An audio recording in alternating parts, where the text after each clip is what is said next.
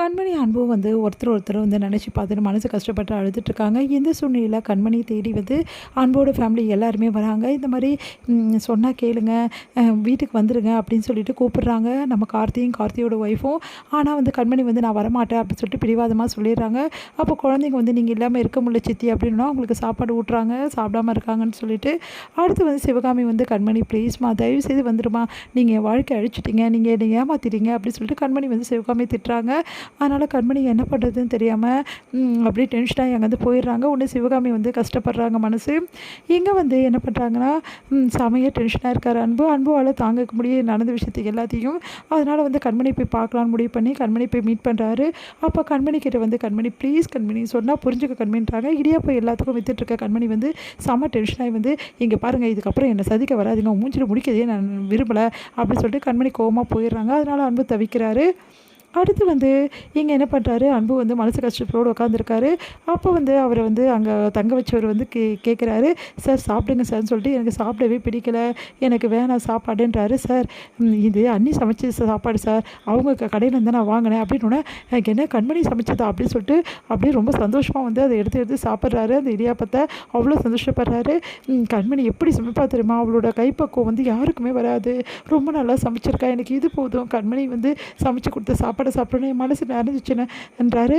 அது கேட்டு சார் இவ்வளோ பாசமாக காதலும் வச்சுருக்கீங்களே சார் உங்கள் ஒய்ஃப் மேலே, ஏன் சார் உங்கள் ஒய்ஃப் புரிஞ்சிக்க மாட்டேங்கிறான்னு. கண்மணி புரிஞ்சிக்காமல் இருக்கிறதுக்கு நான் தானே காரணம், நான் தானே அவளை கஷ்டப்படுத்திட்டு இருந்திருக்கேன் தெரியுமா, நான் அவகிட்ட விரும்புகிறேன்னு சொன்னதே கிடையாது, இவ்வளோ காதல் நீங்கள் இருக்கீங்கன்னு புரிஞ்சுக்கிறீங்கள, இந்த மாதிரி புரிஞ்சுக்கிற சந்தர்ப்பத்தை அவருக்கு நான் உருவாக்குனதே கிடையாது, அது தப்பு தானே அப்படின்னு. ஆமாம் சார் அப்படின்னு சொல்லிட்டு அவரும் சொல்லிட்டுருக்காரு.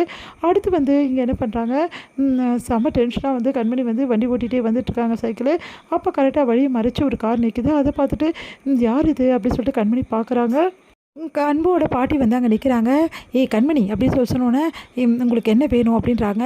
என்ன என்கிட்டே திமிர்த்தனத்தை காட்டுறியா, வீட்டை விட்டு நீ போனது எனக்கு ரொம்ப சந்தோஷம்தான், வீட்டை நல்லா அலசி விட சொல்லிட்டேன் அப்படின்னு அப்படியே டென்ஷனாக அப்படியே பார்க்குறாங்க. இப்போ உங்களுக்கு என்ன வேணும், அதான் அலசி விட சொல்லிட்டீங்களே, நான் கிளம்புறேன், ஒரு நிமிஷம் நெல்லுடி, வீட வந்து இடியாப்பம் விற்றுட்ருக்கியா, உனக்கு அசிங்கமாக இல்லை இந்த மாதிரி விற்றுட்ருக்கிறதுக்கு, இவ்வளோ பெரிய குடும்பத்தில் மருமகளாக வந்துட்டு இப்படி மானத்தை எடுத்துகிட்ருக்க அப்படின்னோடனே, இப்போ நீங்கள் தானே சொன்னீங்க நான் வந்து ரொம்ப சந்தோஷம் சொல்லிட்டு அப்புறம் எதுக்கு இதெல்லாம் பற்றி பேசிகிட்டு இருக்கீங்க, முதல்ல இதெல்லாம் நீங்கள் பேசவே கூடாது, ஏன்னா உங்கள் வீட்டிலேருந்து நான் இடியாப்பம் விற்றுந்தான் தப்பு, ரோடாக நான் விற்கிறது உங்களுக்கு பிடிக்கலை, உங்களுக்கு அவமானமாக இருந்தது, என் வீட்டில் இருந்துட்டு தான் நான் இடியாப்பம் விற்றுட்ருக்கேன், இதில் என்ன தப்பு இருக்குது, எந்த தொழிலை செஞ்சாலும் அது தப்பு இல்லைன்னு நினைக்கிறவன் நான் உழைச்சி தான் சம்பாரிச்சிட்ருக்கேன், யாரையும் ஏமாற்றி சம்பாதிக்கல. அப்போ நான் ஏமாத்துறேன்னு சொல்கிறியா, நான் அப்படி சொல்லலையே, நான் பொதுவாக தான் சொன்னேன், எதுக்கு தேவையில்லாமல் நீங்கள் என்கிட்ட பேசிகிட்டு இருக்கீங்கன்னு எனக்கு தெரியல, என்னடி திமிரு அதிகமாக போச்சு, வீட்டில் இல்லைன்னு ஓவர் திமிர ஆகிடுச்சா, என்கிட்ட இவ்வளோ திமிராடி பேசுகிறியா, இங்கே பாருங்கள் உங்ககிட்ட நான் எதுவுமே பேச விரும்பலை,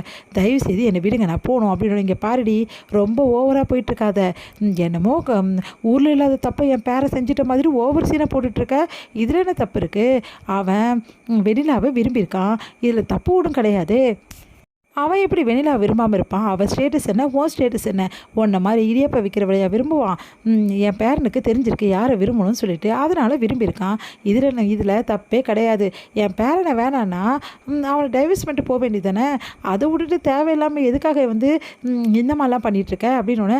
இங்கே பாருங்கள் நான் எதையும் உங்கள் கூட பேசுறதுக்கு தயாராக கிடையாது, எதுவாக இருந்தாலும் நான் உங்கள் பேரங்கிட்ட பேசிட்டு வந்துட்டேன், இதோட முடிஞ்சிச்சு, தேவையில்லாமல் என்னை பம்பு இழுக்கிற வேலையெல்லாம் வச்சுக்காதீங்க அப்படின்னு போகிறாங்க. அதை கேட்டுட்டு இவ்வளோ திமிரா இவளுக்கு, இவளை விட மாட்டேன், எப்படியாவது இவளை பேரங்கிட்ட பிரித்து காட்டுறேன் அப்படின்னு சொல்லிட்டு அப்படியே டென்ஷனாக வராங்க.